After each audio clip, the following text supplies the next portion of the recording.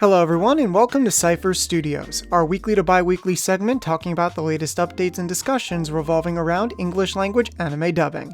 I'm your host Eric, and as this is our first episode, we've got a lot of ground to cover with topics dating back from the past 2 weeks. So without further ado, let's get started.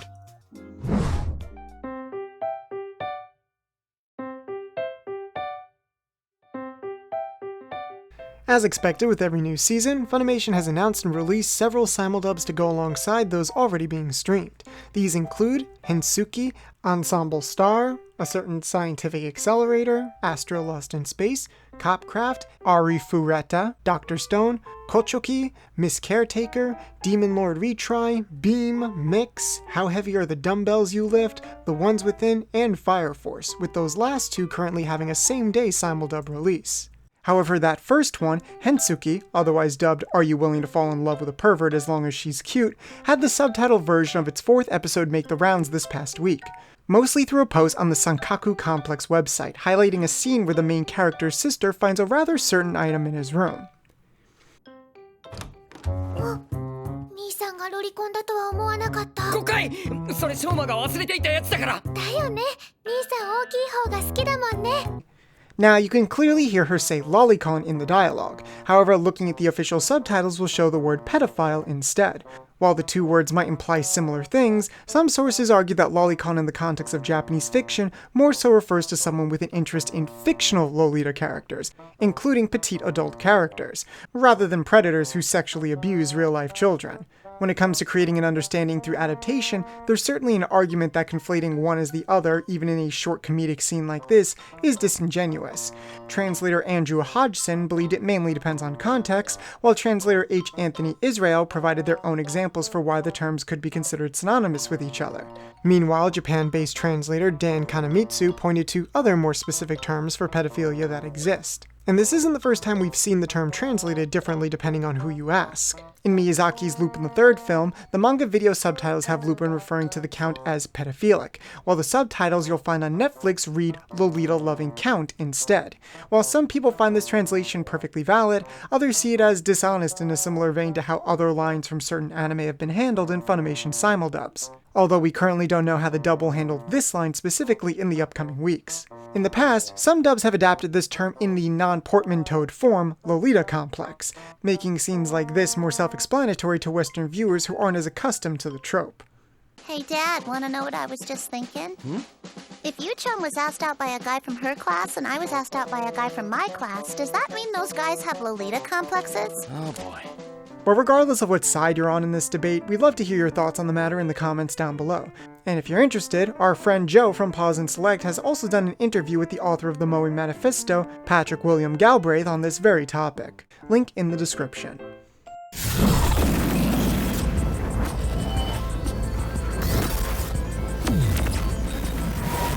Of that list of Funimation shows just mentioned, the new hit Bones anime Fire Force made its Toonami debut at midnight on July 27th, airing only 2 weeks behind its same-day simuldub.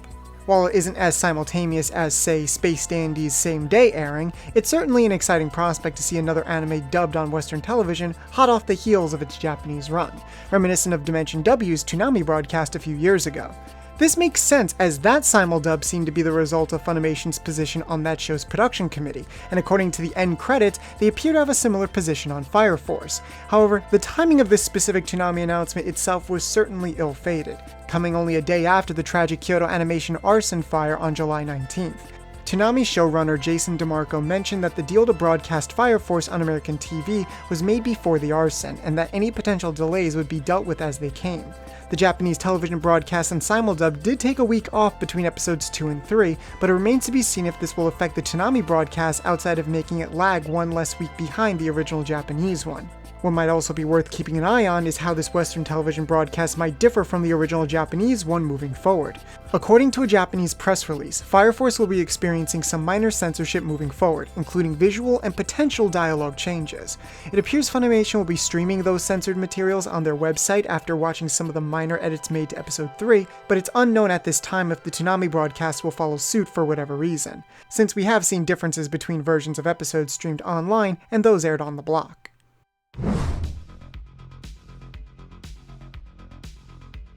In the world of Netflix anime announcements, we had Kengan Ashura recently drop on July 31st, the same day as the birthday of Abi, one of the channel's founders, who was also able to confirm some interesting information about the recent CG Saint Seiya anime that aired earlier on July 19th. According to Bryson Bogason, one of the show's lead actors, English was the original language the show was recorded and animated to, evident in the mouth movements matching the English dialogue track. The actors recorded their lines a year ago in reference to storyboards timed out in a video format. However, they were allowed to be a little bit more loose with the timing of their deliveries. This wasn't exactly true prelay, where the only restriction is the director's guidance, but while short films have been treated like this in the past, we can't recall it ever being applied to a serialized TV anime format, so it'll be interesting to see how often this happens in the future. As for what to look forward to, we have Cannon Busters set to arrive on August 15th, Hero Mask Part 2 coming August 23rd, and the first part of Carol and Tuesday finally coming on August 30th, with the only thing confirmed for that release being that the songs will not be dubbed over into other languages. Lastly, one of the most surprising announcements to come out of Netflix in the past few months was them announcing an agreement with the voice acting union SAG-AFTRA. This is monumental as it marks the first time a union has signed directly with a global streaming service, and can prove to be an excellent step forward in ensuring that actors who work on anime dubs will be given more benefits and protections than they previously had. There's a lot to unpack about this deal and its effects, many of which won't come into play until November of 2019, so we won't cover everything about this until we do more research on the state of acting unions in the West. However, we will provide links to everything we find for now in the description down below, and we do want to extend a thank you to not only Netflix, but also the members of CODA, or the Coalition of Dubbing Actors, who allegedly helped make this deal possible.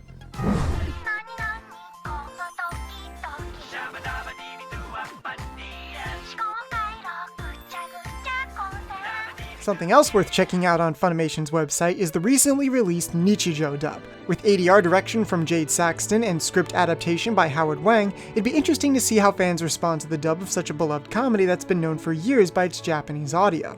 The anime also features a wide variety of humor, including some that are heavily based in Japanese language and culture, so seeing how those scenes get handled will undoubtedly get discussion going. The game of Picture Shiritori in episode 6, for example, has a lot of rewritten dialogue to make the Japanese word game make sense when spoken aloud in English. But admittedly we hadn't had the time to watch through the whole show just yet, so if anybody else has any thoughts on the dub, please feel free to let us know in the comments down below. In less impressive news from Funimation, they've announced their very late theatrical release of the Love Live Sunshine film. For a popular franchise, a 4-day run in only select theaters across the country over half a year after the Japanese debut seems very out of touch. Especially with no current news of a dub screening either, and when comparing this to their efforts for other theatrical releases such as Dragon Ball and My Hero Academia, I can imagine US Idol fans feel very hard done by right now. At least it's not as embarrassing as Warner Bros. Home video release of Fooly Cooly Progressive, available for purchase on October 1st in both sub and dub, on DVD only. Highly ironic given the title Progressive. Moving over to Sentai Filmworks and High Dive, they've recently released the dubcast edition of Danmachi Season 2, or Is It Wrong to Pick Up Girls in a Dungeon, with the main cast coming back to reprise their roles from Season 1. Also, starting August 8th, High Dive will be rolling out weekly episodes of the dub for Waiting in the Summer, including the OVA. What's more, PR Newswire broke the news that the Cool Japan Fund has invested $30 million for shares in Sentai Holdings, the parent company of Sentai Filmworks, High Dive, and Anime Network. The article describes Cool Japan's approach as two-pronged, involving both selling streaming rights via niche market copyright acquisition and, quote, important investments in overseas partners, along with expanding anime merchandise opportunities. As far as Sentai Filmworks itself, CEO John Ledford mentioned, the investment by Cool Japan Fund allows us to further our potential by expanding and deepening our long-running relationship of the Japanese anime industry. Sentai Filmworks is one of the most recognizable distributors of anime in the West and is only one of 2 to have an in-house dub recording facility. However, their most distinct feature is certainly their unique box sets, creatively designed for a specific series that stand out among a crowd of standard slipcases.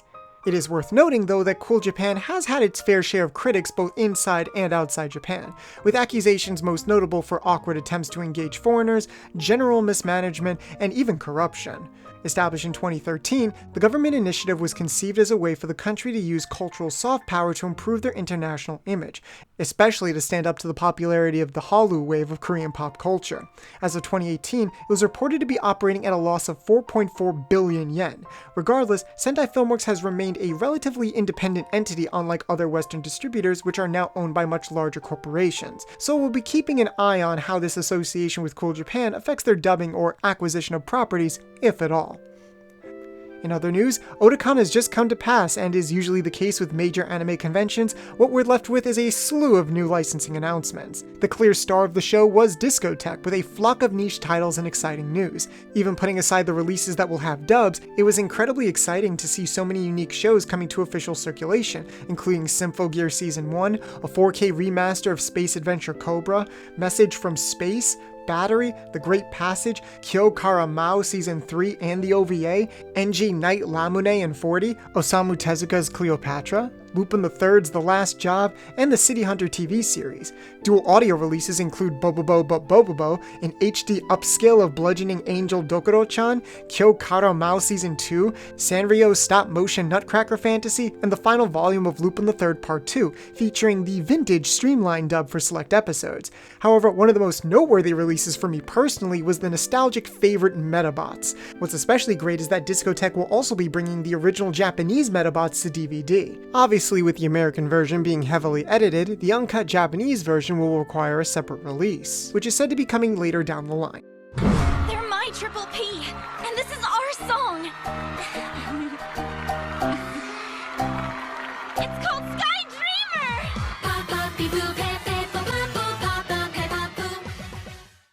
Of course, among the Otakon releases came fresh new dubs too, with cast announcements. The incredibly stylish Goemon Ishikawa film will be receiving a dub featuring the same cast as Daisuke Jigen's Gravestone, in what is likely an attempt to keep actor continuity between Lupin films directed by Takeshi Koike. It's still inconsistent with the Funimation cast of the Fujiko Mine TV series he directed, and Richard Epgar playing Zenigata instead of Jigen will seem confusing when put alongside the other Lupin dubs. But as far as the new dubs go, the panel was dominated by offerings from Sound Cadence Studios, who seem to have established a collaborative relationship with Discotek, with cast announcements for City Hunter, Shinjuku Private Eyes, Galaxy Express 999 Eternal Fantasy, Thermae Romai, and of course, Kimono Friends. As expected from Sound Cadence, these casts were incredibly varied, featuring performers of different backgrounds and sometimes regions, helmed by a combination of Amberly Connors, Howard Wang, Marissa Lenti, and Emily Fajardo. For the Galaxy Express film in particular, Lisa Ortiz and David Matranga will actually be reprising their roles as Mattel and Harlock respectively from other projects, which is honestly kind of nice to see in a time where recasts for classic characters seem to be around every corner.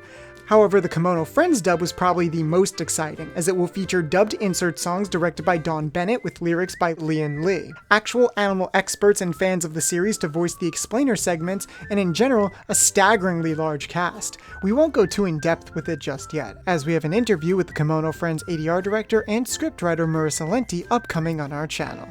But now moving away from the Discotek announcements, the cast and crew for the new Millennium Actress dub were announced by 11 Arts in a July 23rd press release. Recording was done at VSI Studios, responsible for various Netflix dubs including Agretzko, Jushinki Pandora, Dragon Pilot, and most recently the redub of Evangelion. In fact, the ADR director of that redub as well as Dragon Pilot, Kari Karanen, will be helming this film alongside Kevin Hoffer. Currently confirmed cast members include regular anime performers such as Ben Diskin as the cameraman Kyoji, and Laura Post as the famous actress Eiko. Genya's English voice is listed as Kristen Swindler, however there's practically no info on an actor with that name. There is a possibility that it's either a pseudonym or a misspelling of Christopher Swindle, an actor known for his video game work who has also played several characters in the Boruto dub, but we can't know for sure until the dub actually comes out. Of course, this is not the first English dub Millennium Actress has had, and will be supplanting the one recorded in the UK. This old dub oddly did have British actors put on American accents, which do slip up from time to time. They'll soon be in bloom. In my garden. Moreover, while the Japanese version had several age-appropriate actresses for the titular character Chiyoko at various stages in her life, Regina Regan was tasked with all of them herself, resulting in noticeably forced delivery during the adolescent segments. I have no... Thankfully, VSI's new dub has already remedied this by casting 3 actresses just as the Japanese did. Young Choco will be played by Abby Trott, who has experience in anime dubbing and video games alike. Adult Choco will be played by Erin Evette, well known for her work in various Telltale games. Lastly, Elder Choco will be played by the well-established voice actress Cindy Robinson, known for many anime and video game roles including Amy Rose in Sonic, but most auspiciously, she also played Paprika in Satoshi Kon's film Paprika. It's unknown if this casting was intentional, but it's nice to see a little bit of continuity between the dubs of Kon's films. Regardless, Paranoia Agent is currently the only one of his works to have a largely positively received dub, but that could change soon. Millennium Actress's dub is set to screen on August 19th. That wraps up today's episode, and don't forget to check the description in order to follow up on anything that we discussed. If you have any thoughts on the stuff we talked about, please leave a comment down below, like the video in order to help out the channel, subscribe for more content like this, or become a patron for certain benefits. If there's anything else you'd like us to cover, feel free to reach out to us on our Twitters, which will be linked down below, or use the special hashtag Cipherdubnews, and we'll do our best to fact check the information. Special shout out to our usual patrons for always supporting the show, including Regan Carriere, Ryan Rodriguez, Seth Phillips, JR Pictures, Unknown Secret 1000, and Marissa Lenti. This has been Cipher Studios, and until next time.